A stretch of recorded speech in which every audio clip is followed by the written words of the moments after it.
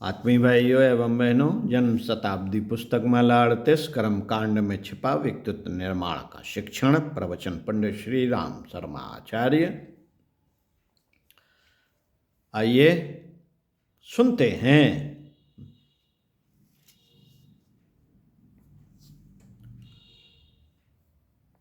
साथियों, दिव्यता का दर्शन करें। अक्षणोर में चक्षुरस्तु, हाथों में पांचों उंगलियां डुबो कर पानी रखकर उसको डुबो कर ऐसे करते हैं। अक्षणोर में ये आंखों में छुलाते हैं। क्यों अक्षणोर में चक्षुरस्तु? क्यों? हमारी आंखें दिव्य बने। दिव्यम ददाम ते चक्षु। अर्जुन को भगवान ने दिव्य चक्षु दिए थे। अर्जुन ने तब इसी संसार में घटघटवासी भगवान को देखा था। दिव्य चक्षु भगवान श्री कृष्ण ने अपनी माता यशोदा को दिए थे। उससे उन्होंने घट घट में समाये हुए भगवान को देखा। रामचंद्र जी ने अपनी माँ को दिए थे। कौशल्या माता ने भी भगवान के विराट रूप को देखा। भगवान राम ने काकभूषुंड जी को दिव्य चक्षु दिए थे, जिससे उन्होंने सारे के सारे विश्व में भगवान को देखा। हमारी वे आंखें जिंदा रहें, हमारी वे आंखें जिंदा रहें और प्रत्येक चीज में सौंदर्य को देख सकें, श्रेष्ठता देख सकें, शालीनता को तलाश सकें और जो कुछ भी संसार में दिव्य है उस दिव्यता को देख सकने में सक्षम हों। हम दिव्यता को तो देख नहीं पाते, केवल छिद्रान्वेषण कर पाते हैं। हमारी आंखें ऐसी गंदी हैं कि सिवाय बुराई के कुछ नहीं देख पाती। स्त्री के भीतर का शैतान हमको दिखाई पड़ता है, पाप हमको दिखाई पड़ता है, स्त्री का अनाचार हमको दिखाई पड़ता है, स्त्री का देवत्व तो हमको दिखाई नहीं पड़ता।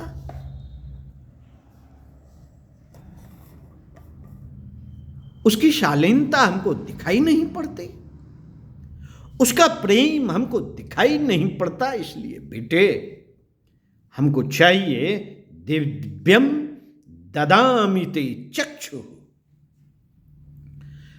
जो दिव्यता को देख सकी, जो दूरदर्शी हो, जो टेलीस्कोप के तरीके से हो। शंकर जी ने जिस दिव्य आंख को खोलकर कामदेव को जला दिया था, वह विचारशीलता की हमारी आंख विचारशीलता की, विवेकशीलता की हमारी आंख खुलनी चाहिए, जो वांछनीयता को जला करके खाक कर सके और समाप्त कर सके। मित्रों, अगली क्रिया है पवित्रीकरण के में आती है, जो वांग में अश्रेस्तु, नशोर में प्राणों, अक्षरों में चक्षुरस्तु, कर्णयोर में श्रोतमस्तु। जो हम कानों को जल से छुलाते हैं, कान हमारे ऐसे होने चाहिए। इसका मतलब क्या है? कान को, बाहों को हम जल स्पर्श करते हैं, क्या मतलब है? शिक्षण है, कर्मकांड नहीं।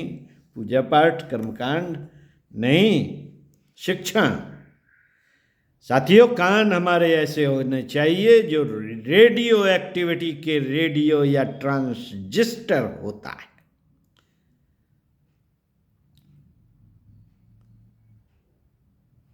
जो रेडियो और ट्रांजिस्टर हमारा है, उसमें जो रेडियो एक्टिविटी के तरीके से फिल्टर का काम कर सके, ऐसे कान चाहिए जिसमें एक फिल्टर लगा होता है रेडियो में और ट्रांजिस्टर में। एक साथ उसमें बहुत सारी आवाजें आती हैं और एक साथ चलती हैं, सब हवा में पहुंचती हैं, लेकिन जिस फ्रीक्वेंसी की आवाज हमको पकड़नी है, उसे पकड़ लेता है। उनमें वे भी ध्वनियां होती हैं जो मित्र और दोस्त हो सकती हैं, जिनको फ्रेंड कहते हैं। इनमें से केवल आप वही आवाज सुनिए जो आपको भगवान के और आपकी आत्मा के सम्मत सुनाई देती है। कर्णे ओर में श्रोतमस्तु के बाद बाह्य ओर में बलमस्तु, दोनों भुजाओं को छुलाते हैं हम। बाह्य ओर में बलमस्तु, बेटे हम अपनी भुजाओं को किस लिए स्पर्श करते हैं? हम इसलिए स्पर्श करते हैं कि हमारी भुजाएं हमेशा परिश्रमी बनी रहे, श्रमशील बनी रहे, कर्तव्य परायण बनी रहे, हमारे हाथ पसारने के लिए नहीं, भीख मांगने के लिए हमारे हाथ ना पसरे। श्रमशील बनी रहे, कर्तव्य परायण बनी रहे, किसी के भी आगे हाथ ना पसारना, भगवान के सामने भी मत पसारना, देवताओं के आगे भी मत पसारना, देवी के सामने भी मत पसारना और गुरु जी के सामने भी मत पसारना। ये हाथ इसके लिए नहीं है। ये बड़े सौभाग्यशाली हाथ हैं बेटे, ये बड़े सौभाग्यशाली हाथ हैं बेटे। ये पसारने के लिए नहीं है, ये मांगने के लिए नहीं है, ये देने के लिए है। इसीलिए देवत्व तो हमारे हाथ में भरा हुआ पड़ा है। हम लोगों की मदद करें, लोगों की सहायता करें, लोगों की सेवा करें और इन हाथों को धन्य बनाएं। हम मांगे नहीं, कर्ज नहीं उठाएं, लोगों का ऋण न लें और अपने ऊपर वजन न ला दें। इसकी जरूरत नहीं है कि हम अपने आप को गंवाएं। इसलिए बेटे यह हाथ श्रम करने के लिए हैं, पुरुषार्थ करने के लिए हैं और देने के लिए हैं। इसलिए हम दोनों हाथों को बाएं ओर में बलमस्तु करते हैं, चरय वेत से अनिष्ट निवारण तक। अगला विषय सुनते हैं, चरय वेत से अनिष्ट निवारण।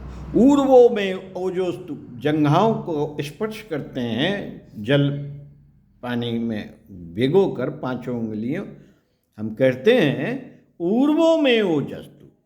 हमारे मित्रों, हमारी ये जंघाएं संयमशीलता की ओर, ब्रह्मचर्य परायणता की ओर इशारा करती हैं। उरु माने जंघा, यह इशारा करती है कि हमारी टांगों को चलने के लिए चरय वेत के लिए बनाया गया है। लोगों चलते चले जाओ, रुको मत। प्रगति की ओर, उत्थान की ओर, शांति की ओर, महानता की ओर, गरिमा की ओर, भगवान की ओर चलते चले जाओ, रुको मत। हम पैरों को ऐसा बना दें कि वे रुके नहीं, उठें और चलते रहें। मित्रों, अंतिम है अरिष्टान में अंगानि तनस्तुनवा में सहसंतु। अपने हाथों में जल लेके पूरा छिड़क लेते हैं। अरिष्टान में अंगान तनस्तुनवा में सहसंतु, जल को ऐसे छिड़कते हुए यह मंत्र पढ़ते हैं। हमारे भीतर जो अरिष्ट भरे हुए हैं, जो संसार में दुख और कष्ट देने वाले अनिष्ट हैं, वे दूर हों। अनिष्ट का अर्थ है मना स्थित और कष्ट का अर्थ है परिस्थिति। ये अनिष्ट हमारे भौतिक जीवन में कष्ट बन करके आते हैं, यह एक सत्य है मित्रों, यह एक सत्य है। यह एक सत्य है कि जितनी भी मुसीबतें हैं उनको न्योत बुलाने की जिम्मेदारी हमारी खुद की है। ऐसे बुलाते हैं अरिष्टान में अंगान तनस्तुनवा में से। हमने अपनी मुसीबतों को जानबूझकर मोल लिया हुआ है और हमने स्वयं विष के बीज बोए हैं। जब कांटे हमारे सामने आते हैं तो हम कहते हैं कि साहब कांटे हमें कष्ट देते हैं। बेटे बोए किसने? बोए किसने हैं? स्वयं खुद ने बोए हैं, तो निराकरण भी स्वयं ही करना होगा। मनस्थिति बदलने से परिस्थितियां बदल जाएंगी। इसलिए अपने आप को भीतर बाहर से स्वच्छ, पवित्र और संयमी बनाते हुए हम देव पूजन के लिए, देवता बनने के लिए आगे बढ़ते हैं। साथियों, आज की बात समाप्त। कुछ सद्वाक्य सुन लेते हैं, सत्संकल्प पाठ सुन लेते हैं। चलिए पहले आपको सद्वाक्य सुनाते हैं। किसी सदुद्देश्य के लिए जीवन भर कठिनाइयों से जूझते रहना ही महापुरुष होना है। जीवन का अर्थ है समय। जो जीवन से प्यार करते हों वे आलस्य में समय ना गवाएं। अपने गुण, कर्म और स्वभाव का परिष्कार ही अपनी सच्ची सेवा है। धर्म का मार्ग फूलों की सेज नहीं है। इसमें बड़े बड़े कष्ट सहन करने पड़ते हैं। हम क्या करते हैं इसका महत्व कम है, किंतु उसे हम किस भाव से करते हैं इसका अधिक महत्व है। ओम शांति। पुस्तक में लिखे हुए प्रवचन का समापन स्वाध्याय, सत्संग, चिंतन, मनन 3 वीडियो आपको बनाकर भेजे हैं। इन तीनों वीडियो को अलग अलग ध्यान से सुनिए, स्वाध्याय कीजिए, सत्संग कीजिए और फिर अध्यात्म व्यक्तित्व निर्माण के लिए, अध्यात्म का परिष्कार जानने समझने के लिए चिंतन मनन कीजिए। ओम शांति।